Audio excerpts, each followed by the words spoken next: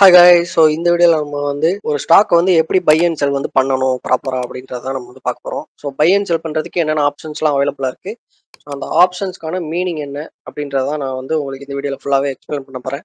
So நான் இந்த இடத்துல எடுத்து வச்சிருக்கிறது ஏஞ்சல் ஒன் ப்ரோக்கரேஜ். ஸோ இது ஒரு ஸ்பான்சர் வீடியோ எதுவும் கிடையாது. ஸோ இது நான் பர்சனலாக யூஸ் பண்ணுற ஒரு ப்ரோக்கரேஜ். ஸோ இப்போ எப்படி ஸ்டாக்கை பை பண்ணணும் அப்படின்றத நம்ம பார்க்கலாம். ஸோ ஃபர்ஸ்ட் இந்த இடத்துல வாட்ச் லிஸ்ட்னு இருக்கும். ஸோ மேலே பார்த்தோம் அப்படின்னா இந்த இடத்துல நமக்கு நிறைய ஆப்ஷன்ஸ் இருக்கும். இந்த இடத்துல நம்ம வாட்ச் லிஸ்ட் செலக்ட் பண்ணிட்டோம் அப்படின்னா நமக்கு இந்த ஒரு பேஜ்ல லேண்ட் ஆகிருக்கும். ஸோ இப்போ வேற பேஜ்ல இருக்கேன். எக்ஸாம்பிளுக்கு நான் உங்களுக்கு வாட்ச் லிஸ்ட் கிளிக் பண்ணேன் அப்படின்னா இந்த ஒரு பேஜ்ல நமக்கு லேண்ட் ஆகிரும். நான் இப்போ ஹிண்டால்கோ இண்டஸ்ட்ரீஸ் பை பண்ணணும்னு நினைக்கிறேன் அப்படின்னா நான் அந்த ஒரு ஸ்டாக் நான் கிளிக் பண்ண உடனே நமக்கு இந்த இடத்துல சார்ட் அப்பியர் ஆகும். ஸோ இந்த இடத்துல பை ஆப்ஷன் இருக்கும். ஸோ இந்த இடத்துல நமக்கு பை ஆப்ஷன் இருக்கு. இந்த இடத்துல அகைன் செல் ஆப்ஷன் இருக்கு. நான் இந்த ஹிண்டால்கோ ஸ்டாக் பை அண்ட் செல் பண்ணணும்னு நினைக்கிறேன் அப்படின்னா உங்களால் என்ன பண்ண முடியும் அப்படின்னா இந்த இடத்துல buy and sell button click பண்ணிக்க முடியும். இந்த இடத்துல நமக்கு பை அண்ட் செல் ஆப்ஷன்ஸ் அவைலபிளா இருக்கும். அது போக நம்ம இந்த இடத்துல இந்த சார்ட்டை நான் க்ளோஸ் பண்ணிட்டு நம்ம ஜஸ்ட் ஹோவர் பண்ணனாலே நமக்கு இந்த இடத்துல பை அண்ட் செல் ஆப்ஷன் கிடைக்கும். ஸோ நான் இப்போ இந்த இடத்துல பை கிளிக் பண்றேன் அப்படின்னா நமக்கு ஒரு பாப் ஓப்பன் ஆகும். ஸோ இப்போ பை அண்ட் செல் பை கொடுத்த உடனே நமக்கு ஒரு பாப்அப் விண்டோ ஓப்பன் ஆகிருக்கா. ஸோ இதுல உள்ள மீனிங் என்ன அப்படின்ற மாதிரி நமக்கு நிறைய பேருக்கு தெரிஞ்சிருக்காது, புதுசா ஷேர் மார்க்கெட் வந்திருக்கவங்களுக்கு. ஸோ இந்த இடத்துல ரெகுலர் செலக்ட் பண்ணிக்கோங்க.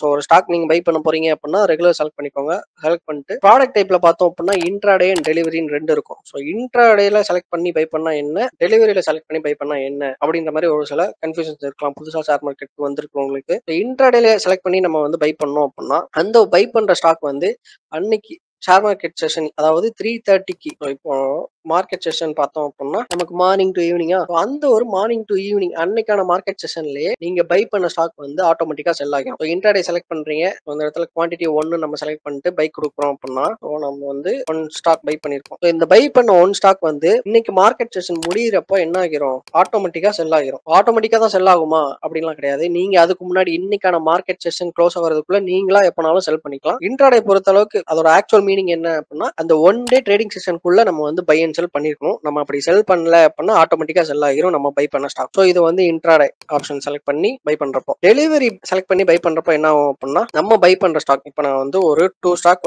பை பண்ணிருக்கேன் அப்படின்னா இந்த 2 ஸ்டாக்கை நான் எப்ப நினைக்கிறேனோ அப்பதான் செல் பண்ண முடியும். ஸோ 1 டே அப்புறம் தான் நான் செல் பண்ணுவேன், 2 டேஸ்க்கு அப்புறம் தான் நான் செல் பண்ணுவேன், 2 இயர்ஸ்க்கு அப்புறம் தான் நான் செல் பண்ணுவேன். அப்படின்ற மாதிரி நம்ம எத்தனை நாள் வேணாலும் நம்மளோட டிமேட் அக்கௌண்ட்ல இந்த ஸ்டாக்கை வச்சுக்கலாம். ஓகேவா, பை பண்ணி. ஸோ நம்ம செல் பண்றாரே இந்த ஸ்டாக் நம்மளோட டிமேட் அக்கௌண்ட்ல தான் இருக்கும். ஸோ நம்மளா செல் பண்ணா மட்டும்தான் இந்த ஸ்டாக் நம்ம டிமேட் அக்கௌண்ட்ல இருந்து போகும். ஸோ இன்ட்ராடே ஆப்ஷன் செலக்ட் பண்ணி எப்போ பை பண்ணணும் அப்படின்னா ஸோ அன்னைக்கான ட்ரேடிங் டேக்குள்ளே நான் ஸ்டாக் செல் பண்ணிடுவேன் அப்படின்னு நினைக்கிறவங்க இந்த இன்ட்ராடே ட்ரேடிங் செலக்ட் பண்ணிட்டு ஸ்டாக் பை பண்ணுங்க. டெலிவரி யார் சூஸ் பண்ணணும் அப்படின்னா நான் ஒரு ஸ்விங் எடுக்க போறேன் அப்படி இல்லை அப்படின்னா ஒரு லாங் டேர்ம் இன்வெஸ்ட்மெண்ட் பண்ண போறேன் அப்படின்னா ஸோ இப்போ உள்ள ஜென்ரேஷன்ல most of the people long டேர்ம்ல இன்வெஸ்ட் பண்ணணுன்றதான் ஸ்டாக் மார்க்கெட்டுக்கு வருவாங்க. ஸோ அப்படி வந்திருக்கிறவங்க இந்த டெலிவரி ஆப்ஷன் செலக்ட் பண்ணிட்டு வேணுங்கிற குவான்டிட்டிஸ் கொடுத்துட்டு இப்போ இந்த இடத்துல நான் 100 ஸ்டாக் பை பண்ண போறேன் அப்படின்னா இந்த குவான்டிட்டியில 100 கொடுத்துட்டு பை பண்ணோம் அப்படின்னா நமக்கு எத்தனை இயர்ஸ்னாலும் நம்மளால அந்த ஸ்டாக் ஹோல்டு பண்ண முடியும்.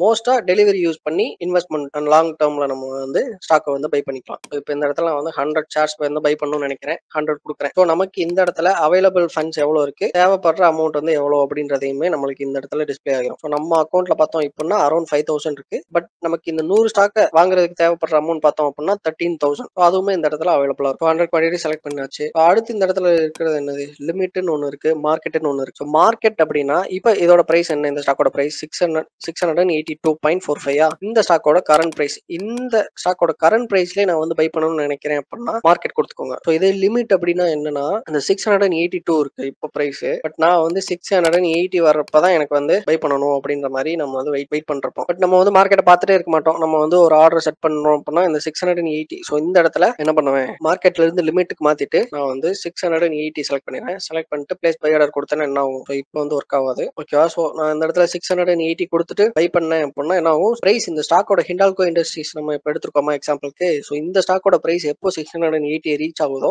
அப்போ நம்மளோட இந்த பை ஆர்டர் எக்ஸிக்யூட் ஆகிரும். ஸோ நெக்ஸ்ட் நமக்கு இந்த இடத்துல show validity or disclose quantity அப்படின்ற மாதிரி ஒரு ஆப்ஷன் இருக்கு. ஸோ இது என்னன்றதை நம்ம பார்க்கலாம். ஸோ இந்த இடத்துல பார்த்தோம் அப்படின்னா வேலிடிட்டி டேன்னு ஒன்று இருக்கு, ஐஓசின்னு ஒன்று இருக்கு. வேலிடிட்டி டேன்றது என்னது அப்படின்னா நமக்கு எண்ட் ஆஃப் த டேக்குள்ள நம்ம எக்ஸ்பெக்ட் எக்ஸ்பெக்ட் பண்றேன். இப்ப நான் வந்து 100 ஷேர்ஸ் வந்து பை பண்ணணும்னு நினைச்சேன்னா, ஸோ எண்ட் ஆஃப் த டே வரைய நமக்கு வந்து இந்த ஸ்டாக் பை பண்றதுக்கு வெயிட் பண்ணிருப்போம். ஸோ அப்படி எண்ட் ஆஃப் த டேலயுமே நம்ம பை பண்ற 100 குவான்டிட்டி வந்து நமக்கு கிடைக்கல அப்படின்றப்ப என்ன ஆகிரும் அப்படின்னா, ஆர்டர் வந்து ஆட்டோமேட்டிக்கா கேன்சல் ஆகும். இந்த ஐஓசி என்னது அப்படின்னா, இப்ப நான் வந்து 100 குடுக்குறேன் அப்படின்னா, எனக்கு இம்மீடியட்டா அவைலபிள் குவான்டிட்டியை வந்து நான் வந்து பை பண்ண போறேன். நான் 100 குவான்டிட்டி குடுக்குறேன் அப்படின்னா, 80 தான் எனக்கு உடனே கிடைக்கும் அப்படின்னா, 80 குவான்டிட்டி வந்து உனக்கு உடனே பை ஆகி நம்மளோட டிமேட் அக்கௌண்ட்டுக்கு வந்துரும். ரிமைனிங் 20 குவான்டிட்டிக்கான ஆர்டர் வந்து கேன்சல் ஆகிரும். ஓகேவா? ஸோ இந்த ஐஓசின்றது இம்மீடியட்டா நமக்கு வேணுங்கிற குவான்டிட்டியை பை பண்ணி கொடுக்கறதுக்கான ஒரு ஆப்ஷன். ஸோ இந்த இடத்துல நம்ம 100 கொடுத்தோம் அப்படின்னா 80 குவான்டிட்டி தான் அந்த இடத்துல அவைலபிளா இருக்கு அப்படின்னா 80 குவான்டிட்டி நமக்கு வந்து கிடைச்சிரும். ரிமைனிங் 20 குவான்டிட்டிக்கு வந்து நமக்கு இந்த பை ஆர்டர் வந்து கேன்சல் ஆகும். ஸோ இதே தான் நமக்கு அப்படியே எக்ஸாக்டா செல்லுக்குமே. ஸோ இந்த இடத்துல செல்லு கொடுத்தாலும் நமக்கு அதே ஆப்ஷன்ஸ் தான் அவைலபிளா இருக்கும். இன்ட்ராடே, டெலிவரி, குவான்டிட்டி, அதே மாதிரி பிரைஸ் வந்து எந்த பிரைஸ் வாங்க போறோம், மார்க்கெட் பிரைஸ்ல இல்லைன்னா நம்ம எக்ஸ்பெக்ட் பண்ணி லிமிட் வச்சு வாங்க போறோம். அதே மாதிரி வேலிடிட்டி பார்த்தோம் அப்படின்னா டே அண்ட் ஐஓசி 2 இருக்கு.